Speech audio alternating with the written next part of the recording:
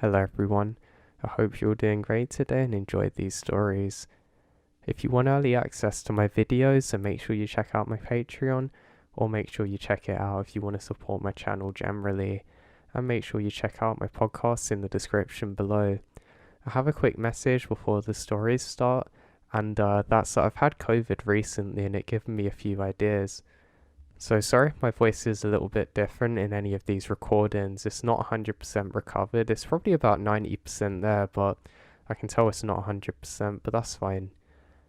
So obviously during COVID, you can't really do anything. And I'm someone who always exercises and always has goals and things that I'm working towards. So I did actually find it quite difficult not really doing anything or being able to go out or, yeah, just do anything generally. But what I did was I just accepted that the time was going to be a little bit boring for me and I was going to be able to not do things that I wanted to. And I just reflected on how I was doing with everything before and I looked for areas of improvement. I think it's important to take time to evaluate the things that you're doing in life and just look for what you could be doing differently. Also, I didn't get too caught up in the fact that I knew I wasn't going to feel too good because I always use exercise which makes me feel good, and obviously I couldn't do that either, so I just kind of accepted it. What I did do is set some new goals and change some of the things that I was doing going forwards. I found that way I could actually focus on more of the things that I wanted to, and I didn't feel so bad during my COVID time because I had them things to look forward to, and even trying out some new sports and stuff that I haven't before. I think that's the best way you can get through the time if ever you're unwell and you can't do anything. Because if you sit down for too long and if you're just not doing anything, it's going to be natural not to feel too good. But as long as you aren't constantly overthinking things and you're thinking forwards, I think it makes a big difference. Because I'm someone that can overthink quite a lot. So that's why it helped at least focusing my attention on a positive and forward area with the future. So if anyone is struggling with their mental health and uses exercise and things and suddenly gets unwell or gets injured and can't do as much, make sure that you spend some time evaluating what you were doing and looking for areas of improvement, and then make sure that you start planning on what you're going to do when you get better and seeing if there's anything new that you could try that might be interesting. And also try and get into the exercise slowly after you've recovered and understand that it's going to take a while for your body to get back to normal. And if you try and go 100%, you'll probably feel worse off, so just take it easy. And then you also don't have too much pressure on going back into doing things at 100%. I used to be somebody who did that all the time, where as soon as I got better, I'd try and give 100%, but that just led to me getting burnt out more, so just be careful when you come back to things. So yeah, hopefully that can help some people out there, and I hope you enjoyed these stories, and I'll speak to you all soon. Now, when I was a teenager, around 2004, we used to sneak down through a quiet area of scrub, over the dunes, over to the bench to smoke. Now, I lived in a very small coastal town in mid-north coast of New South Wales. Typical wildlife is possums, wallabies, and maybe occasional kangaroo. Definitely no dingoes, crocs, or other apex predators. One night, as we quietly made our way down the path, we noticed a shuffling, rustling sound in the undergrowth near the path. We stopped moving and the sound seems to stop as well. There was absolutely zero light except for from houses in the distance and the moon. After a brief pause, we decided to keep moving and we hear rustling sounds again, and this time noticed that something in the bushes were moving. We stopped and my friend whispered, "God, did anybody see that thing near the trees?" I say I only saw the bushes move. We stood there frozen for a few beats, and in my head, I was weighing up options to either continue on the path or leg it back home. We took a few more steps towards what we heard, and we can hear footsteps almost with leaves crunching. At this point, I reach out and grab my friend's hand, thinking that maybe we're being followed by someone. It was right then I noticed that I could smell something awful. "What's that?" my mate then whispered to me. I couldn't figure out what was going on now. Now, his voice came out so small it frightened me. We stood there for so long until we heard a low groan/growl sound coming a few meters away. Now, brush-tailed possums are quite common in the area and they make a kind of grunting sound, but they're distinctly higher pitched and more chirpy than what we heard. This was a low, weird sound, kind of like, I don't know, almost a more human sound. Needless to say, we booked it straight back up the path the way that we come. It sounded like a huge commotion of leaves and crunching right behind us, crashing as we ran. Now, it definitely could have been an adult making all of this sound. We never went back to that spot again and would bring it up from time to time trying to speculate on what could have followed us that night.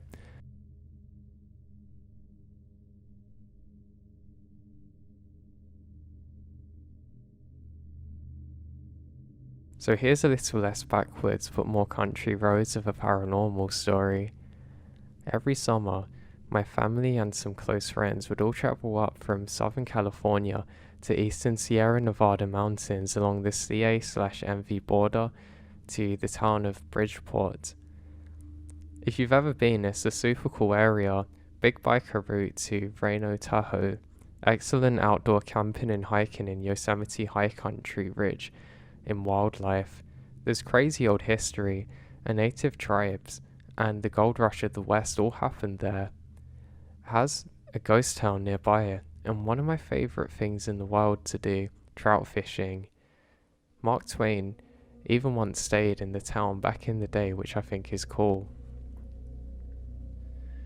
The town is small and has your typical 20 buildings, Main Street, USA, to match the feel, all surrounded by rivers, lush meadows with cattle and horse ranches, and absolutely gorgeous wooded snow-capped mountains.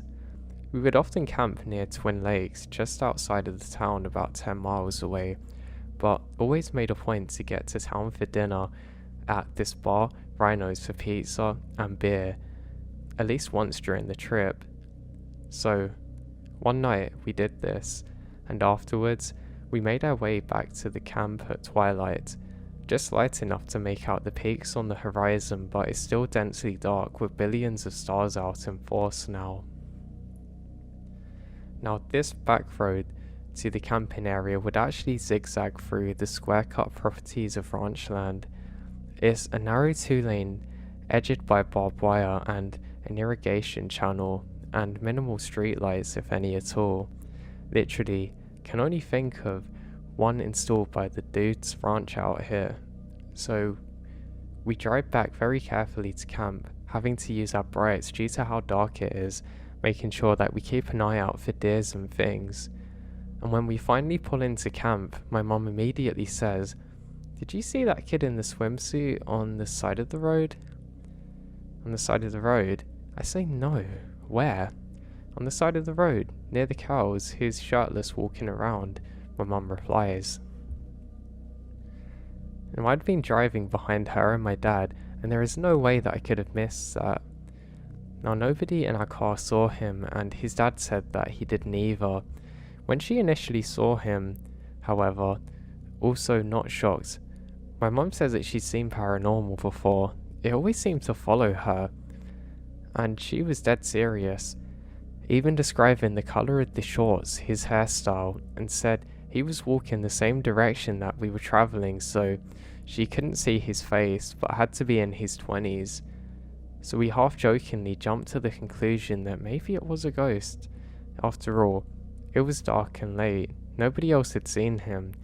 Even in the summer Sierra, with high elevation, you could easily kill somebody who wasn't prepared to be out here in the cold at night, especially shirtless in swim trunks. On a clear night in August, I have woken up in the teens from temperature. And where she was describing is literally in the middle of nowhere. It takes us about 20 minutes just to drive it at a good speed, let alone walk. Especially not in the dark, but I guess anything's possible. The next morning, we get up to learn my idiot friend, the same one who got a big scratch in the previous post, left the cooler out for the rest of us and went to bed, and a bear actually got a buffet out of us. So we decided we'll make the most of it and go to town for supplies, some further fishing spots, and dinner again. This time on the way back to camp, I'm driving in front of my parents, zigzagging through the fields when all of a sudden there is a bright set of headlights on me. Looking back, I could tell that this had to be some kind of lifted truck, maybe a Bronco or similar, rearing up my SUV. So close at times I thought we were going to get rammed. I start speeding up a little at first, but the car stays on me. I get annoyed now and concerned. After all, this was a 2-lane road that anybody wanting to pass could easily and safely do so. There was no need for this whatsoever. On top of that, this isn't really somewhere that you'd want to pull over and stop at. And there was also loads of deers around too, but the car kept pressing. My wife, then girlfriend, and friends start to get a little freaked out, thinking about the backwards kind of things that happen here. Now surprisingly, this actually continues through the fields until I get to the final turn before it goes from meadows to woods, and I get a real heavy gut feeling, almost like a scream in my head telling me to slow down, so do or die. I start pressing the brakes hard, fully expecting the truck to ram us. As I do, we're coming around the corner, and sure enough, there's a 6-pack of deer in the middle of the road. I was immediately shaken up. It's always startling when you see animals out of nowhere in the dark, especially big ones. It then dawns on me though, I'm not being blinded anymore, and we definitely didn't get hit. I look back in the mirror and the lights are gone, just gone. No dust in the rear brake lights from the vehicle pulling off the road. Nothing screaming by us in the other lane, and then eventually I see my folks driving up behind us. We're all dumbfounded trying to figure out where this person went. The deer clear the road and we make the rest of the drive to camp, and admittedly, the adrenaline got me irritated, so I started ranting off about how stupid this guy is, how we could have died. When we get out of the cars, my mum immediately starts giving me the typical parent talk, but I get even more annoyed when she calls me stupid for taking off like that, and how lucky I am not to have killed us all because of the deers. Well, if that guy wasn't riding behind me so close, it wouldn't be an issue. What are you talking about? No one was behind you. Oh, how the tables had turned. Luckily, my wife and friends had experienced everything with me and start chiming in about the truck. I then start talking about how I finally had enough to listen to my gut, and the reason that I decided not to slow down initially and why I had to when I knew the deers were there. It gave my mum chills. She apologised but told me to be careful next time, but then started laughing and saying how weird the whole trip had been. I'll give this to my mum. She never did call us crazy for what we experienced in life, which is something that I think a lot of parents neglect for their children. It's funny because I've always had similar experiences, but I never expected to have one myself. This road also hasn't given us any issues before or since, but I'll admit, I drive it a lot more cautiously now.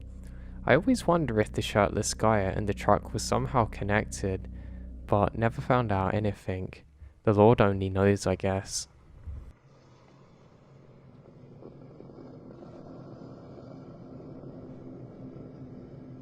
Now, years ago, I moved from a very small town to a remote valley out in the middle of nowhere, surrounded by national forests and not many neighbours. It was just what I'd always wanted. At that point in my life, I'd been a paramedic for about 4 or 5 years. Being an outdoorsy, civic-minded sort, I decided to volunteer for the services with a local search and rescue organisation. But being such a tiny, poorly funded organisation, we were kept surprisingly busy. In the 9 years I was with them, we'd have at least one rescue, sometimes several, every weekend, spring through fall. The majority of these calls were roughly 100 miles of poorly maintained fire trails, which are very popular with dirt bikes and quad riders. When they'd inevitably get lost or get into a wreck or injured, we'd head out and track them down and give them some medical care, and then fly out on a helicopter and try and help them get out of there. Now, about 2 weeks after joining, and with zero training beyond what I'd learned as a Boy Scout and medic, I get my first call.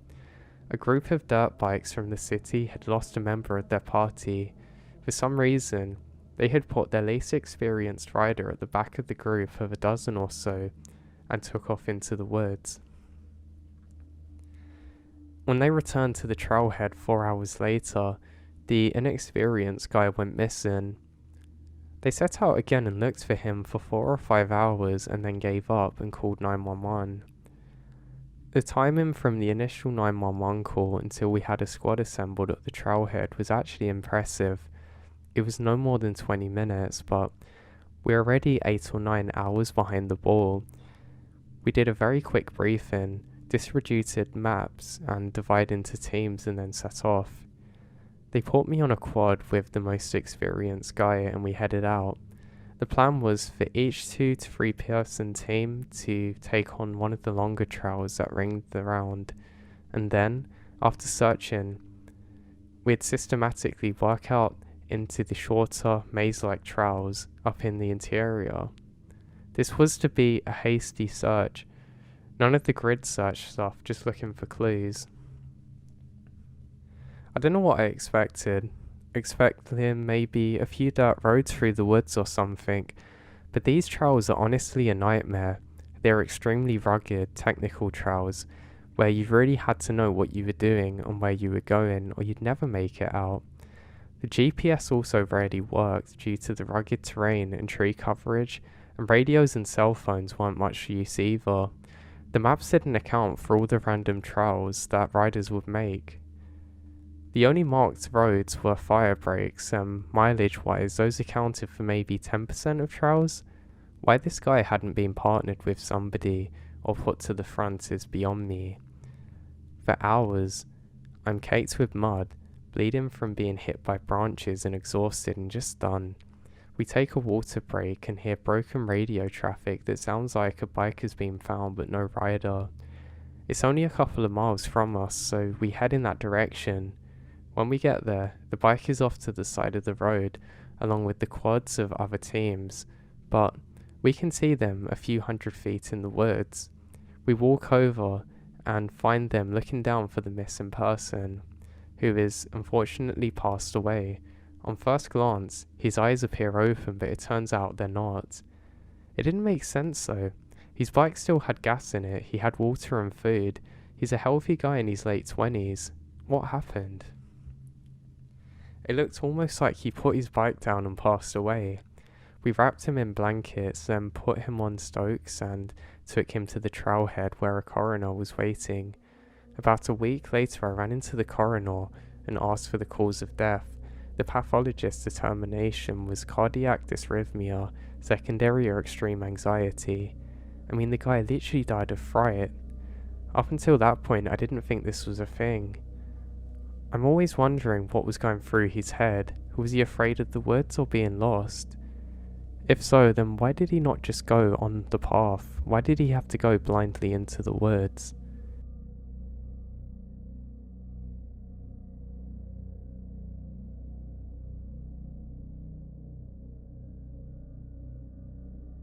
So this is a story my dad recently told me about my grandpa, his dad, and my great-grandpa.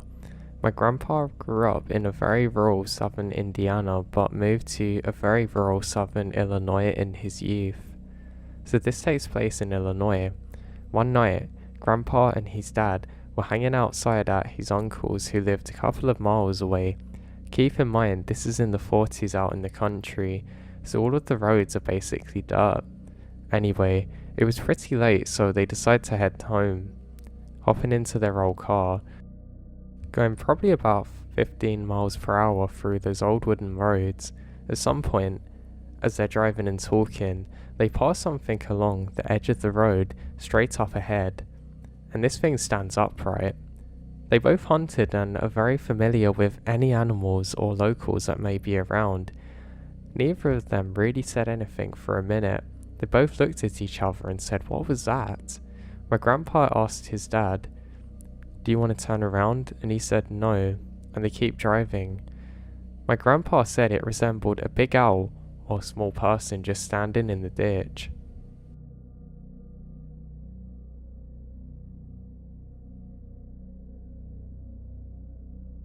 I'm a ranger, and I'm someone who's fairly obsessed with fitness. This meant that I often went on different runs. I think I got into it because my mum used to do it and I liked the way that it made me feel. When I was younger, I would never really go jogging far. I would only go up the road and back. I eventually made it a bit further and went past my own street, across a bridge. Eventually I decided to go a bit further and actually went up to a fire station that wasn't too far away from where I lived. And eventually, I could do a big loop. The only problem that I found with the road is that it was very close to other cars, so it basically meant that what would happen is you'd always have to be really careful. I remembered once that I had a bad fall.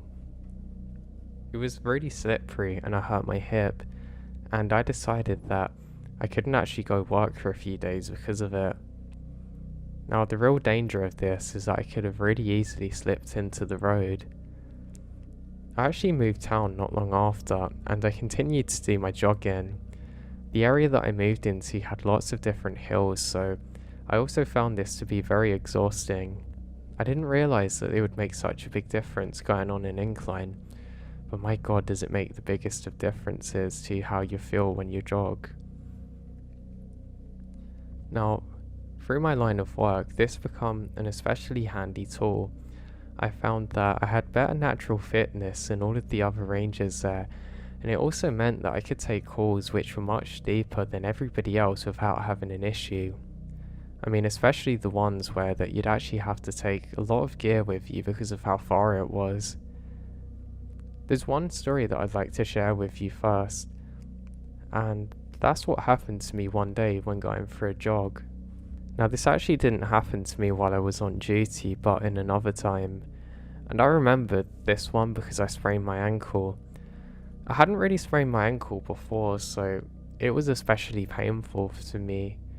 I remember I stopped for a while, and I noticed that it was almost dark as I made my way back out of there. I remembered that I saw something strange and glowing though that I couldn't quite explain up ahead. It almost looked like somebody had a street light with a filter on it, and I go to see what this is. To my absolute amazement, there's a bluey-green glow like I've never seen before covering all of the plants, and I feel kind of drawn into this. That's when I encounter what I can only describe as some kind of being. It was all black, but I could see the silhouette and eyes.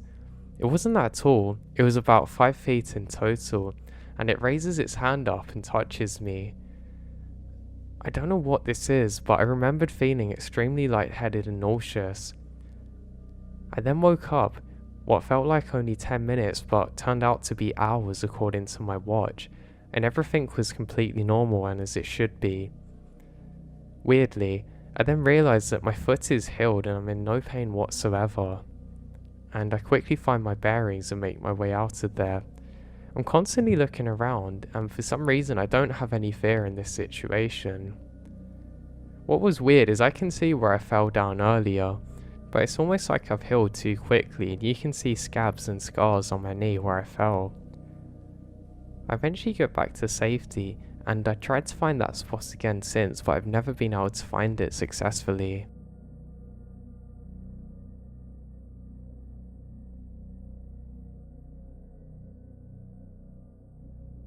Back in 2021, my family took a trip to Lake Sanila in North Carolina, a beautiful lake that's rich in Native American history and surrounded by mountain trails.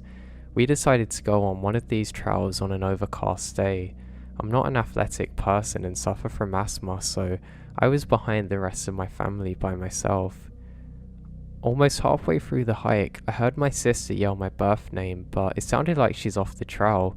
She never calls my real name, just my nickname that I've had since I was a baby.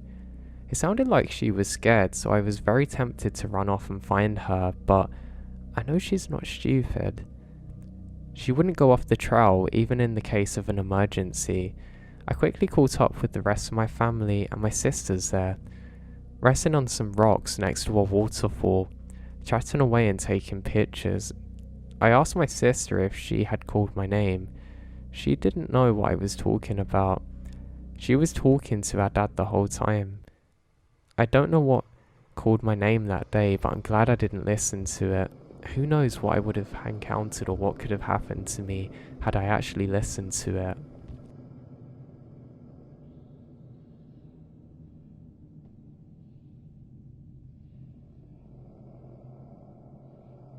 Now, this is an experience which happened to me in the spring of 2018. I had a few which could be considered paranormal in life, but this was the most recent one and unnerving. I'm an avid outdoorsman and I love to hunt and camp around the Francis Marion and Sumpter National Park. Back in 2018, I took my young son and dog out to a remote area in the National Forest to test out a new camper shell on my recently purchased truck. We found a secluded area of a dirt road, made dinner, and then packed it in for the night as soon as it got dark. Around 11 p.m. at night, I sat up and looked out the back due to the sound of a dog growling. In the distance, I saw what looked like hundreds of small white balls of light darting around, hovering a few seconds and slowly converging on our campsite. They just looked like dust orbs that you've seen on videos, but these were producing light in a completely dark forest. They then surrounded my truck, and it felt weird almost seeing like hundreds of them. They're like a soft white light and they don't blink. They just kind of float around. And then I finally work up the nerve to open the truck and lit a lantern, and promptly they disappear. After turning off the lights and locking up, they come back.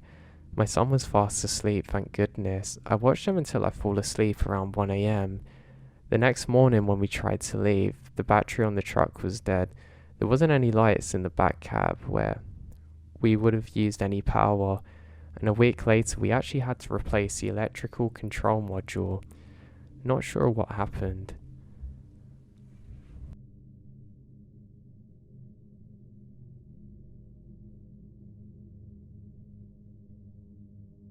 Now, this is something that took place last year at the beginning of summer. I was with my mum, heading down to my nana's farm to visit for a weekend, and for some context, she lives on a farm way back in the country, right at the foot of a mountain in rural SC, so it's very rural. It's a secluded area and the roads are barely maintained or wide enough for two cars to pass. The houses are spread out and set further back from the tree line from the road, so there's very little ambient light besides the headlights of a car. So my mum and I are driving along, her in the driver's seat and me in the passenger. It was around 11 p.m. and we're 15 minutes outside from Nana's, deep in the woods with radio silence because we're so far away to actually pick up signal. We come onto this stretch of about 100 meters of heavily wooded area, and suddenly this blur of a creature darts across the road, right at the edge of our headlights. It was moving pretty good, but both me and my mum were able to get a good look at it and both agree on what we saw. It was a fairly large creature, roughly the size of a person or bigger. Neither of us could make out the head, but we both remembered it appearing to have a slightly segmented body, as if it were emaciated and its rib cage was poking out. The reflection of light made it hard to tell the colour, but my mum said that she remembered it was dark and didn't see any fur or hair. It had long limbs as it moves across the road. It didn't run the way a dog or horse would with all four legs. The best way to describe it would be looping using its front limbs to pull itself along. It was moving considerably fast too. We both said something along the lines of, "What the heck was that?" as it crosses in front of us. As we got up to where it had crossed, it turned out to even move further to the other side of the road and out from our headlights. I've never seen anything like it. It just stood up and ran. I yelled immediately when it stood up and we both started getting nervous. I honestly would have thought I was going insane if there wasn't another person in the car with me. My mum had always been a pretty level-headed person, not superstitious, but she was very nervous and made me agree not to tell my nana about it to avoid scaring her. And that makes me realise how serious the situation is. I should also mention that there had apparently been a series of attacks on livestock/horses in the area, which happened around this time. People were saying that they'd seen parts of their fence ripped through and then their animals attacked. I've had a few strange experiences, but none really compared to this.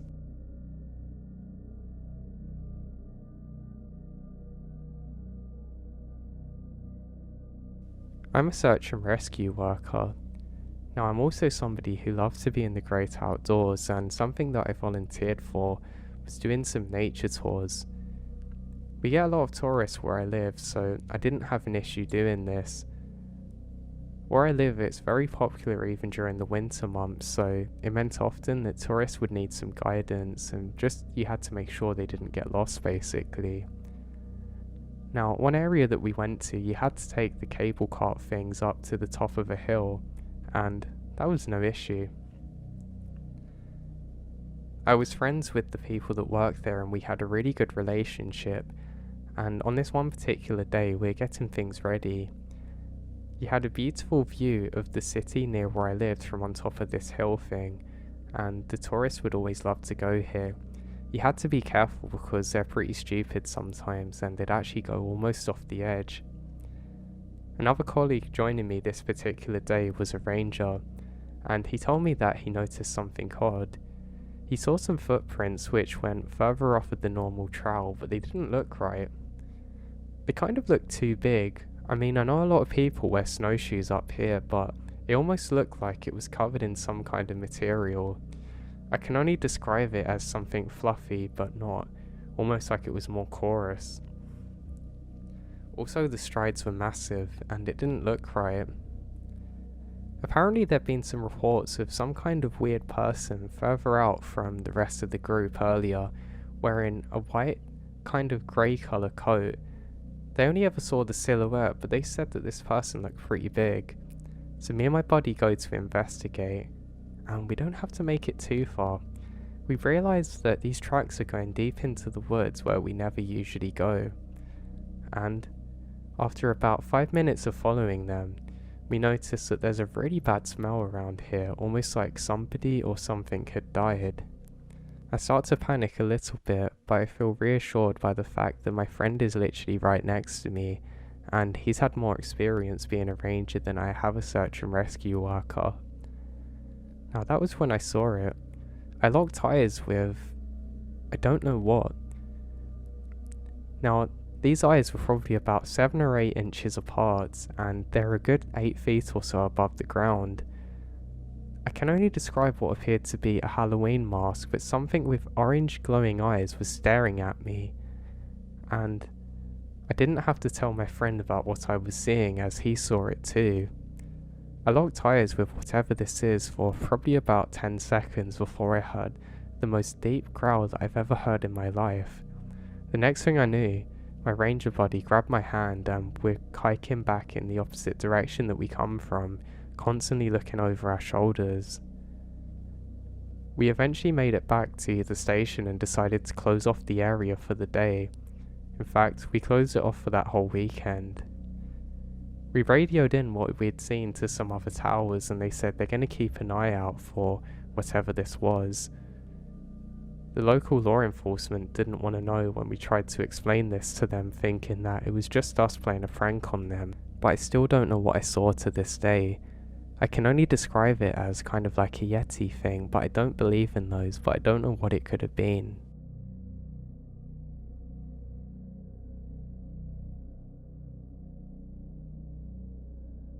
Now life was going good. Everything seemed to be going great. I work as what you guys call a park ranger, and one of my friends did with me too. Everything was going good, and the person I worked with was actually my best friend. I'd always got on really well with Ryan. We'd known each other for a long time since school days, and he's one of those friends that you're just really glad that you know and that you can kind of do everything with. I remembered that we were going on this trip to visit his family and I had quite a few things that I wanted to do together with him. Honestly, I can't say enough how excited I was to actually be going with him. I did love being out in the forest, but I much more prefer driving through it. I feel like you can take in a lot more scenery at a better pace if you do this, so this is something of which I was very grateful for and excited about. We set off on the first part of our journey, and I remembered we saw a van just like the Breaking Bad one, and it made us really laugh. I was pretty convinced that they were doing something dodgy there, and me and my friend just got talking. We were talking about everything. Life, where we wanted our careers to go. My friend actually said that he kind of wanted to get out and go into the military, but he had an injury on his leg, so he wasn't sure if he could do it. I told him not to worry about it too much. We were taking in the beautiful rocky scenery. Now we do have forests on either side of us, but the trees are a little bit sparse here. There's beautiful yellow coloured trees and green coloured trees everywhere, and there's kind of a mountain off on our right and a beautiful gorge next to us. I find whenever I'm around water, I feel exceptionally relaxed and at peace with myself, and I think that's important. You always need to be at peace with yourself for pretty much any situation to overcome what's in front of you, and I guess that's what I was searching for and trying to find. Now, as we drive, I realise that I'm quite unfamiliar with this territory. In the winter, this can look like a complete different place, and I only ever had experience of driving through it in the winter time. I remembered thinking and saying to my friend that there must be so many different animals out there. Now, as we continue on, I realised that the Breaking Bad van thing has picked up pace and has actually caught up with us. I don't think it's an issue, but I do feel a little bit unsettled at the time knowing that there's somebody just behind me that could be doing God knows what in the back of there, and maybe they think that we're police or something. Our plan was not to even tell them that we were rangers, and we continue on. I then see another couple of camper vans too, and I realise how stupid I was being. We had just come up to a camping site. How silly was I to get all paranoid like this? I stop and let the other van pass, and all things are normal once again. We let down the windows a little bit, and there's a beautiful smell with the summer air of which comes piling through. I had a lot going on in my life, and I was quite excited to experience change and just things being different for me while I was out here. There was lots of things I wanted to experience and lots of things that I hadn't done, and my friend said that he hadn't done them either.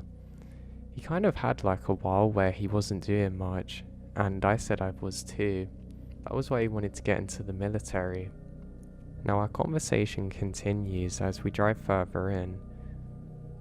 Now, as we're driving, I do notice that I have a headache and I keep on drinking water. Now, my friend is doing so as well, and he asks if I have a painkiller. I say, hey, do you have a headache too? And he says, yeah. We both think that's pretty odd and decide to open the windows, thinking that maybe some fumes from some of the vehicles that have passed us have caused us to feel a bit weird and off. I don't know, I couldn't put my finger down on exactly what it was, but something just felt a bit different and weird this time. Not to worry though, I still had miles of road ahead of me and a nice speed limit to stick to. So, I wasn't going to speed through here, but I was being cautious. I can get quite bad headaches sometimes. It's basically like things go wrong with my eyes when I get like this, but my friend could happily drive. That's when I start asking him, did you ever have anything weird happen to yourself out here in the nature? That's when my friend says, yeah, I did actually. He says that apparently, when he was on a shift once, he was staying in a small cabin on his own because that's where they had to stay back then. My friend's a bit older than me, by the way. So, he ended up staying in this cabin, and he kept on hearing knocking on the doors. I say, well, what happened? He says, wait, I'll get to that. I thought it was somebody trying to wake me up, so I repeatedly called out to stop and let me sleep. In the end, I screamed out some profanities at them, and what do you know? It stops. I ended up falling asleep for another 10 minutes, then getting up in a fit of rage. I open the door, and there's a bear, probably 200 meters away, which just starts to turn around to see what the sound is. He immediately slams the door shut and quickly goes up to the top of where he is and barricades himself in. He said that he never heard of the bear again, but he's very paranoid. He says he loves the way that he just swore at it, not having a clue who or what was actually there, and he says that he was pretty grateful that he didn't have to find out. That was an interesting story. Now, I had one myself too. This one was kind of similar in some ways. I remembered that I had a particularly heavy bag. Now, I always seem to be able to carry quite a lot of weight if I have a good backpack, and I was doing so this day. I remembered it felt especially heavy now, and I didn't know why. Because of my job, I had to repeatedly put it down and pick it up again. The good thing is that when you've drank your water, it will slowly go down in weight anyway. I mean, I guess you're still carrying the weight technically for the most part, but it's a lot different from being completely cumbered down with it. Now, I realise that something is off, and I keep on feeling the weight shifting in my backpack, and every single time that I try and readjust it, it seems to go back to the same position, which is extremely annoying, to be honest. I just didn't have time for it this day. I remember, for whatever reason, I become really angry with it. I think it is because it was so hot on this day. I wiped off all the sweat from my forehead, and I basically threw it as far as I could. It kind of landed in some branches, which was actually my plan to shelter the drop, so it didn't rip the bag open, but enough to get the rage out of my system. And then I hear something. Something is moving in my backpack. I'm kind of frozen in fear now, and I just look down, trying to figure out what it is. Feeling a little bit brave, I quickly grab a stick and throw it at it. And what do you know, more movement. Then, I'm not kidding you, a snake climbs out of my bag and just goes off into the tree line. Now, I don't have a fear of snakes, and I actually never have before, but I guess in those moments, that was the only thing that I seemed to care about. So, I decided that I'm never going to use that backpack again. I don't know how on earth it got in there, but I'm just so glad that it didn't end up wrapping around my neck and trying to take me out, because that could have very easily happened. Now, me and my friend are going back and forth with a few different stories. The thing is, when we're at work, we don't really have much of an opportunity to talk to each other the way that we want to. Even when we're leaving for this trip, there was something my friend wanted to say to me, but we just did not get the chance to really do it. Now, other people kept butting in on our conversation, which is kind of something that annoys me a lot. You know, the ones where people just don't have the cues that you kind of need a conversation away from other people? So yeah, it was all coming out now. I'm going to share some of the other interesting ranger stories that happened, because I know you guys are quite interested by them. But for the most part, we started talking about sports. Just sports non-stop. Now, we continue on with our drive, and the scenery's changing, and it could not be more picturesque. There are trees as far as you can see, mountains everywhere.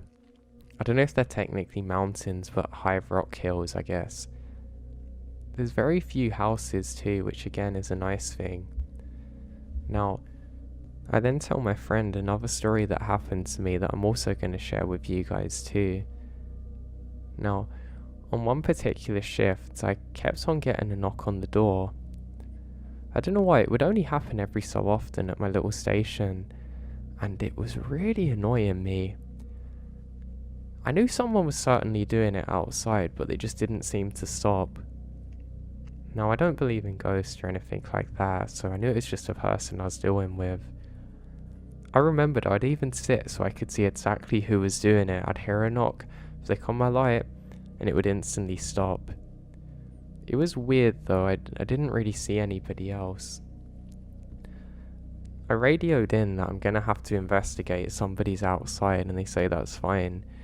I mean, there was a chance that it was genuinely somebody who needed help, but this seemed to be a little bit different. I grab my stuff and I'm just about to head out to investigate, and I hear footsteps. You know when people have shoes with wood stuck in the bottom? They're kind of like really loud, like you hear it from a mile off, almost like clogs. It sounds like that, accompanied by some kind of crashing sound on the ground to go with it. It sounds like somebody's walking with an umbrella using it for support. It's really weird, but it doesn't sound like somebody who can actually walk well. It's like somebody's injured or very old and just trying to walk, but they make as much sound as humanly possible in the process. I'm now actually quite concerned that maybe somebody's injured outside, and I think, well, let's see what this is. And I can just about make out the silhouette of somebody walking away. And where are they heading?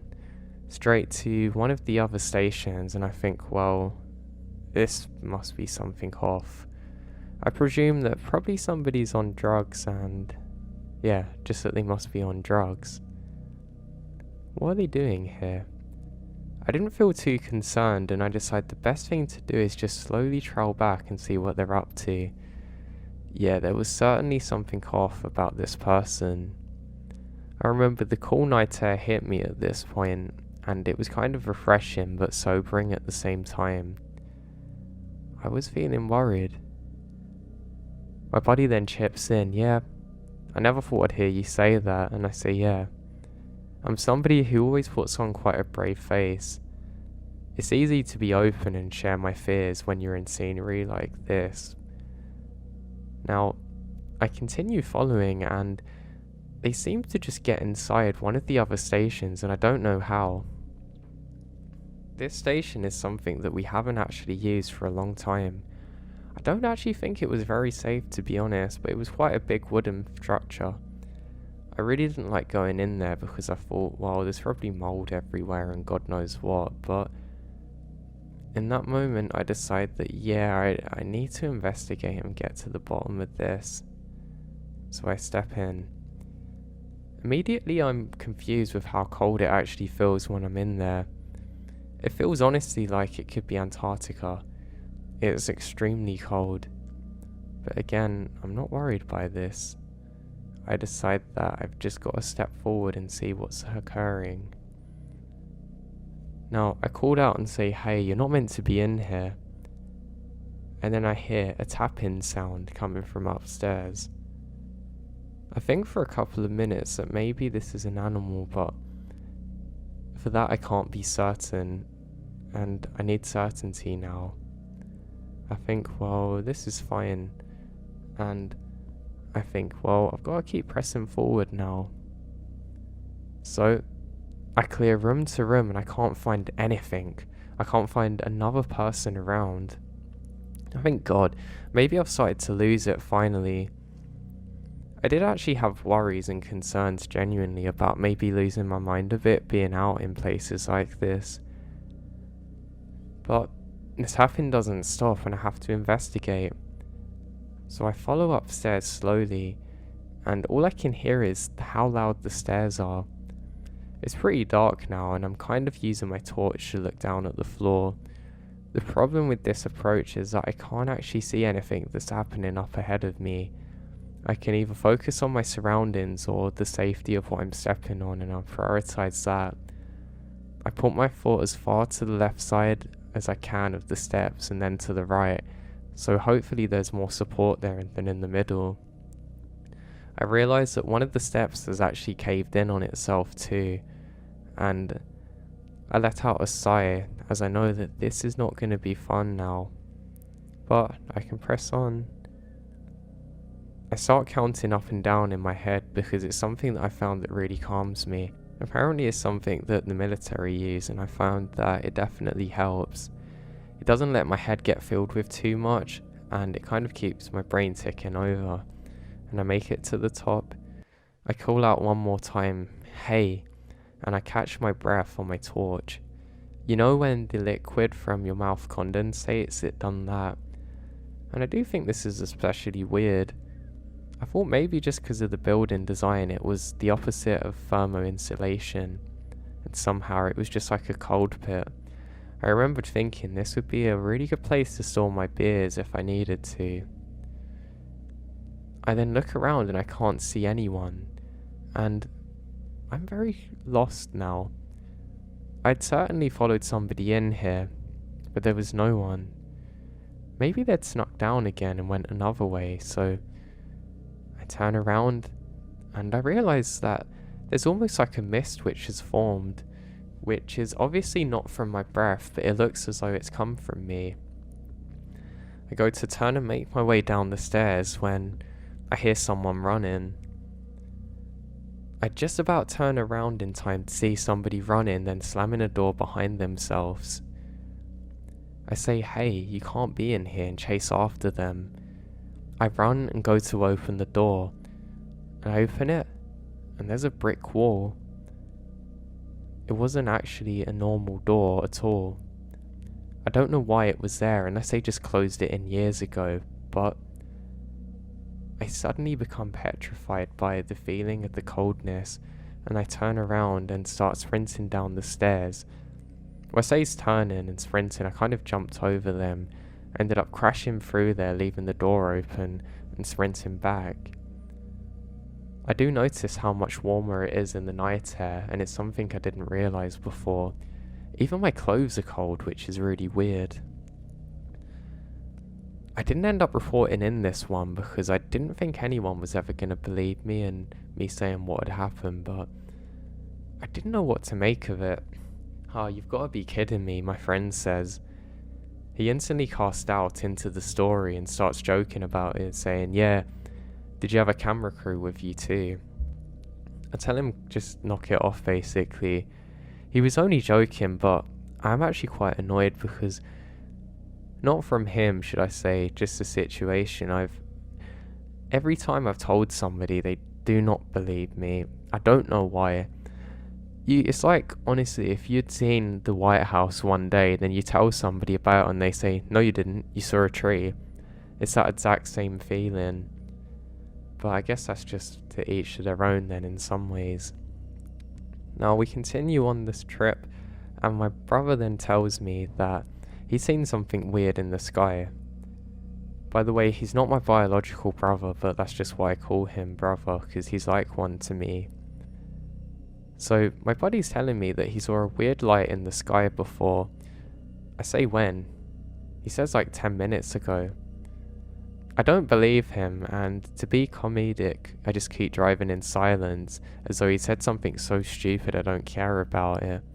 I'm not gonna listen to him. He just completely ignored me and my story. Well, yeah, I kind of see it too myself. It almost looks like a cloud hovering not too far above where we're driving, but it's more disc shape. We only saw it for a couple of seconds after this, and it just seems to vanish suddenly. It's pretty odd. I say that it's probably just where that we've not drank enough water, and maybe it's just something on my car screen. But we realise nothing's on there, and we do think this is really weird.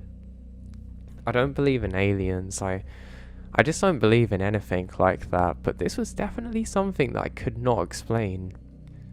And I don't like not being able to explain things. So we press on and kind of forget about it, and we're about halfway through our drive now. That's when something odd happens. There's a ball of light which appears next to the car. It's incredibly bright and keeping up pace with us. Now, my friend looks at me for a second, then looks at the light, and it was only small at first, but eventually goes away. Now, neither of us can figure out what this light actually is, and we realise that something's definitely off here.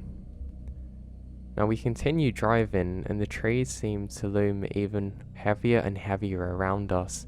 It's starting to get dark now, and for a second I thought maybe it was some kind of bike or something I didn't see, but there's no one around. Now we forget about it after a couple of hours, but we're both creeped out, and then the light appears again, once more keeping pace perfectly with us, and suddenly it goes all the way into the middle of the road and it just stops there dead. Now I slammed on the brakes not to hit it, And it's so bright that I actually can't concentrate on it or it hurts my head. And then I see it. There's an emaciated, pale creature which stands up from the light, and it's incredibly tall. I don't know why this thing was so tall, but it was probably about 7 feet tall. And every time I look at it, I hear a ringing in my ears. I look away for a second, and I don't hear it. Even if I just look slightly around it, I was trying to see if there was more. I tried to speak to my friend, but I can't. And then it smiles. I say smile, I don't know what it did, but it just showed its teeth to us, and it has very dark, jagged teeth and dark eyes. Then, whatever this is starts running towards the car, and I'm froze. I don't know what to do. I didn't have to think too much, and my friend slaps me and says drive. I ended up slamming onto the accelerator, and I'm able to just swerve around this thing in time. I don't know how close we actually got to hitting it, but we get back onto the road, and I'm constantly looking in my rear view mirror. This is very dangerous because I'm not looking at what's ahead of me, and it's gone. I look at my friend, and my friend looks at me, and we've both gone completely pale. My hands are actually drenched in sweat in this moment, and I'm trying my absolute best just to keep my eyes on the road. What just happened? I keep repeating this probably 10 times, and my friend looks at me and says, I don't know. My buddy then says that we've got to pull over and stop and figure this out, but I say, are you kidding me? No. I step on the accelerator and I drive as quick as I possibly can. We're both talking about what we could have seen, and my friend keeps saying, no, this must have been an animal. Did we get spiked? I say, no, of course not. What was that? My friend then starts looking on his phone to figure out what it could be, and the only thing that he could find is maybe a skinwalker, but this was different. It was so pale. It was so tall. It was just so demonic. I don't know what that could have possibly been. We eventually make it the rest of the way over, and we stop not too far from where his family are. We've arrived about an hour early due to my driving, and we both get out of the car, and that's when we realise that there's a large scratch in the side of my car. It wasn't there before. It looks like I've just drove straight into a pole and scraped the side of it, but how? Again, I don't have answers for this. Me and my friend are absolutely mortified at what we've seen. Neither of us look well, and my friend actually vomits. We keep trying to make sense of what had happened, and my friend keeps looking on his phone, but he keeps on coming up blank. Now, it's been a good few years since this happened, and neither of us know what we had seen. If anybody's seen anything similar, please let me know, because I just want answers to what this thing was. Eventually, I got my car repaired and everything, and just soon forgot about it. But if I'm driving alone at night, I'm so scared that I'm gonna see this thing again.